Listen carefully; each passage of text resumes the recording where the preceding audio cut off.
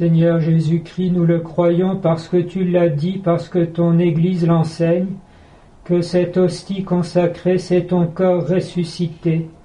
Nous sommes donc en ta présence et pour ce temps d'adoration, avec le soutien du chapelet, nous sommes comme des veilleurs auprès de toi. Nous restons très présents à tout ce grand mouvement qui, par ta puissance dans l'Esprit Saint, est en train de réveiller ton Église et tout le peuple de France, dont l'histoire nous dit à plusieurs reprises, comme tu nous aimes de façon toute particulière, d'un amour de prédilection, parce que la France est la fille aînée de ton Église, et aussi parce que dans ton amour qui restera pour nous toujours insondable, tu nous as choisis de façon particulière, et notamment pour rayonner la vérité de la foi et de la charité sur les autres nations du monde. Ceux qui veillent ne savent pas toujours tout ce qui se passe et qui d'ailleurs pourrait savoir ce qui est dans le cœur de Dieu sinon son esprit même. Nous te bénissons parce que dans cette veille tu nous associes à ta propre intercession, dont la lettre aux Hébreux nous dit que tu te tiens toujours devant la face de ton Père, te présentant en disant « Me voici, moi et les enfants que tu m'as donnés, puisque tu nous as réellement donné la vie éternelle en mourant pour nous et en ressuscitant pour notre vie. » Et l'auteur de la lettre aux Hébreux ajoute aussi que tu ne rougis pas de nous appeler tes frères. Nous sommes aujourd'hui la fête de Sainte Jeanne d'Arc, patronne secondaire de la France, et c'est pourquoi notre intercession suit non seulement l'actualité, mais aussi les grands ressorts de la vie de l'Église et de ce qu'elle dispose pour le bien de nos âmes. Le jeudi, nous célébrons les mystères lumineux. Premier mystère lumineux, le baptême de Jésus dans le Jourdain. C'est là où tu institues le baptême. Les pères de l'Église remarquent que lorsque les eaux baignent ton corps, elles se chargent pour ainsi dire de ta grâce, et c'est cette même eau qui jaillit dans la fontaine baptismale de l'Église, lorsque vont être plongés dedans ceux que tu vas régénérer dans la puissance de ton Esprit Saint. Ce qui est né de l'eau et de l'Esprit Saint, c'est cela qui peut entrer dans ton royaume. Nous avons ce grand mouvement que nous voulons suivre et alimenter au titre de notre baptême, puisque c'est les baptisés qui sont investis de ton pouvoir temporel pour le bien de leurs frères.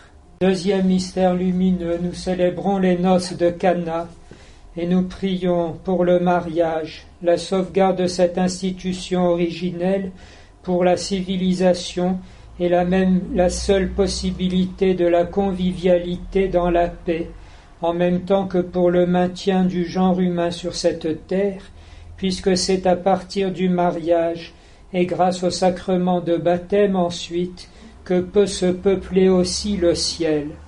Nous demandons au Seigneur de façon particulière de venir consoler et fortifier toutes les familles, et en particulier les gens mariés qui ont été lamentablement insultés hier par une mascarade en mairie, de façon officielle et même pas légale, selon même les lois iniques de ce pays. On ne peut pas mieux dire comme on méprise profondément le service, le don de soi pendant des années. Comme l'a expliqué Jean-Paul II, éduquer quelqu'un, c'est se donner à lui communiquer le meilleur de soi-même, non pas pour le formater à notre propre image, mais pour le donner à lui-même et promouvoir sa propre humanité, afin qu'il soit lui aussi à l'image de Dieu et puisse à son tour marcher dans le chemin du don désintéressé de soi, seule façon pour un être humain d'exister vraiment. Troisième mystère lumineux, nous célébrons l'annonce du royaume et l'appel à la conversion. et nous prions de façon particulière pour tous ceux qu'on appelle les veilleurs, un peu partout en France et aussi dans plusieurs autres pays, où on vérifie en effet comme la France a eu le phénomène de libération et d'entraînement des autres. Il y a des chrétiens très largement, et aussi d'autres qui ne sont pas chrétiens, mais qui se tiennent auprès de ceux qui ont le flambeau de la foi, et ouvrant leur cœur, la vérité fait son chemin, avec autant de fermeté que de douceur, communiquant la force qui met en déroute les mensonges. On est vainqueur du mal, non pas par le mal, mais par un plus grand bien. Dans l'annonce du royaume, le Seigneur Jésus a commencé, selon l'Évangile dans Saint Marc, « Convertissez-vous et croyez à l'Évangile ». Et dans l'Évangile selon Saint Matthieu, nous avons un peu plus de détails, et ce sont les 8 béatitudes. Heureux les pauvres de cœur, le royaume des cieux est à eux. Heureux les doux, ils posséderont la terre. Heureux ceux qui pleurent, ils seront consolés. Heureux ceux qui ont faim et soif de la justice, ils seront rassasiés. Heureux les miséricordieux, ils obtiendront miséricorde. Heureux les artisans de paix, ils seront appelés fils de Dieu. Heureux ceux qui sont persécutés pour la justice, le royaume des cieux est à eux. Heureux serez-vous si l'on vous insulte, si l'on vous dit contre toutes sortes de mensonges contre vous à cause de moi. Réjouissez-vous, soyez dans l'allégresse, car votre récompense sera grande dans les cieux. J'ai oublié, heureux les artisans de paix, ils seront appelés fils de Dieu. 4e mystère lumineux, nous célébrons la transfiguration. On sait que par cet épisode, le Seigneur Jésus s'efforçait de fortifier ses apôtres en vue de la passion, vers laquelle lui-même marchait courageusement, dans la poussée par l'Esprit éternel, comme le dit la lettre aux Hébreux. Nous nous rappelons sur ce mystère que Sainte Jeanne d'Arc a fini auprès d'un peu moins de 3 ans d'action guerrière dans le Seigneur, par être brûlée par la calomnie, la jalousie, la lâcheté, abandonnée même de ceux qu'elle avait servis, y compris le roi qu'elle avait conduit au sacre et rétabli sur son trône. C'est seulement 2 ou 3 ans après sa mort qu'elle a été réhabilitée et finalement canonisée au début du XXe siècle, comme pour indiquer aux baptisés de ce temps qu'il faut savoir aller jusqu'à l'épreuve, même jusqu'à la mort, en étant déjà caché avec le Christ en Dieu. On comprend alors que les armes spirituelles, l'offrande, l'esprit surnaturel et le sacrifice sont ceux de la plus grande fécondité dans ce genre d'action. 5e mystère lumineux, nous célébrons l'institution de l'Eucharistie.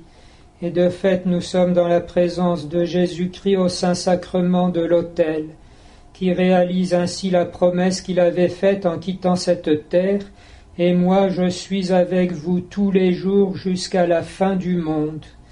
Le Seigneur Jésus reste ainsi le cœur vivant de son Église, la source d'où s'écoule continuellement le Saint-Esprit qui soutient ses institutions en même temps que la sainteté de chacun de ses membres, dans les vertus de foi, d'espérance et de charité.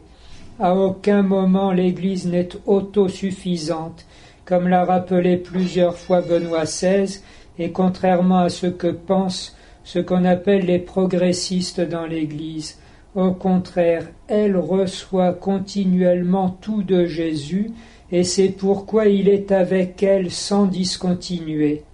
C'est là ce qui nous adviendra aussi dans la vie éternelle. La divinité n'est jamais, comme le dit la lettre aux Philippiens, une sorte de proie que l'on pourrait ravir. Elle est continuellement reçue de Dieu et donnée par lui. D'abord la filiation éternelle, la communion dans l'Esprit Saint, et aussi le mystère de l'incarnation, la maternité divine de la Vierge Marie et la béatitude de chacun des esprits bienheureux. c'est purement et simplement la circulation de la charité qui est Dieu même. Elle ne peut que se donner et se recevoir, jamais se prendre et encore moins s'acheter. Le cœur vivant de l'Église, l'Eucharistie, ici-bas, est la source de vie éternelle dans le ciel, c'est Jésus-Christ. Par ses 5 plaies glorieuses, tout nous est donné ici par lui, et tout revient au Père en toute gloire, encore par lui.